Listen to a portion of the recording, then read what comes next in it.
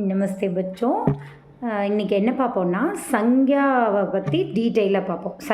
சங்யாவோட பேது என்னன்றதை பார்ப்போம். ஓகே, संज्ञाना என்ன அர்த்தம்?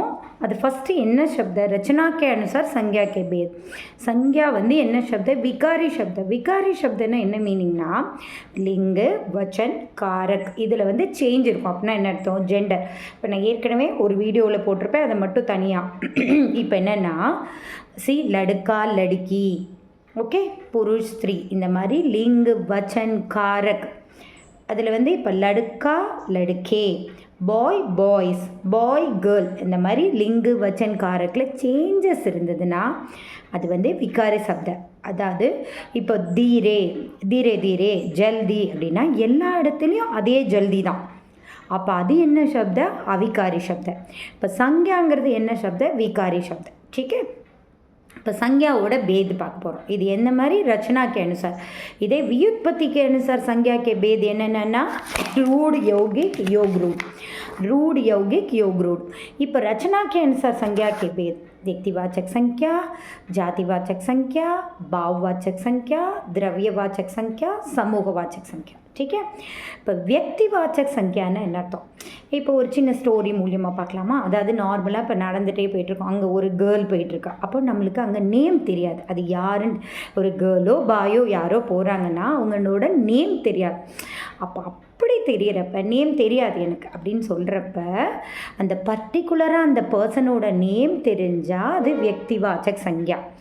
ஓகே, எனக்கு நேம் தெரியாது அப்படின்னா லடுக்கா லடுக்கி பர்வத், அது ஃபுல்லாக. இப்போ பர்வத்துன்னு என்ன அர்த்தம்னா மலை, ஹில்லு.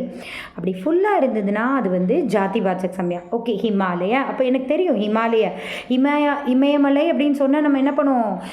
ஹிமாலய ஹில்லை மட்டும்தான் யோசிப்போம். அப்போ மற்ற பர்வத் ஹில்லை ஜென்ரலாக ஹில்லுன்னு போட்டால் எந்த ஹில்னாலும் போடலாம், ஐடென்டிஃபை பண்ண முடியுதா? இப்போ உங்களுக்கு நேத்தான லீடர், அப்போ லீடரோட நேம் மென்ஷன் பண்ணுறாங்க. லீடரோட நேம் மென்ஷன் பண்ணியிருந்தா அது வந்து व्यक्तिवाचक संख्या.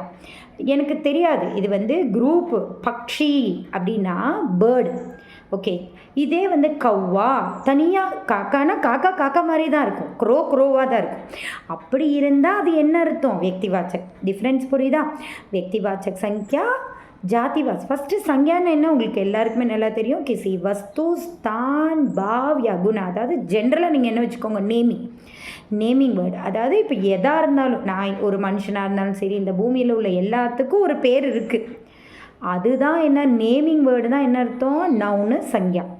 ஓகே, அதில் நம்ம व्यक्तिवाचक संख्या, जातिवाचक संख्या.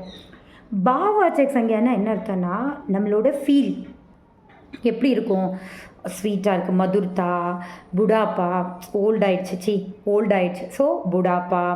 நம்மளோட ஃபீலிங் வந்து என்னென்னா மிட்டாயி, இது மாதிரி வர்றது ஃபுல்லாக என்ன அர்த்தம்னா பாவவாச்சக் சங்யா. ஓகே, அவங்களோட ஃபீலை சொல்கிறது வந்து பாவவாச்சக் சங்யா. ஸோ व्यक्तिवाचक संख्या, भाववाचक संख्या, जातिवाचक संख्या. அடுத்து என்ன பார்க்க போகிறோம்? समूहवाचक संख्या. समूहवाचक संख्याना என்ன அர்த்தம்னா ஒரு குரூப்பு. ஃபார் எக்ஸாம்பிள் ஒரு சபா, ஒரு சேனான்னு அர்த்தம் ஒரு ஆர்மி பீப்புள், கூட்டம், இந்த மாதிரி வரப்போ ஃபௌஜி, இது ஃபுல்லாக என்ன அர்த்தம்னா என்ன வரும்னா சமூகவாச்சக். ஒரு குரூப்பாக ஒரு மீட்டிங்கில் வந்து ஃபுல்லாக இருந்தாங்க, சபா மேதிக்கு. அப்போ அங்கே யார் பார்த்தோன்னு சொல்லி ஃபுல் குரூப்பு வந்து சமூகவாச்சக். புரியுதா?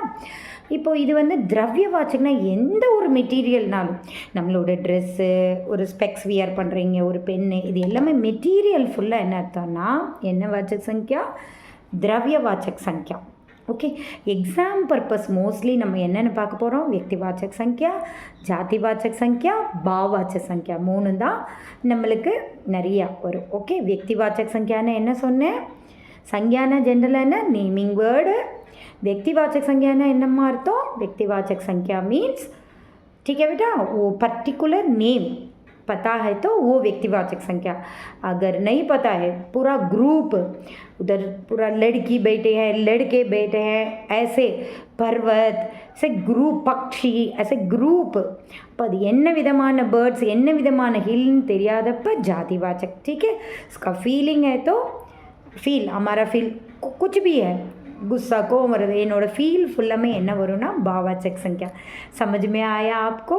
धन्यवाद.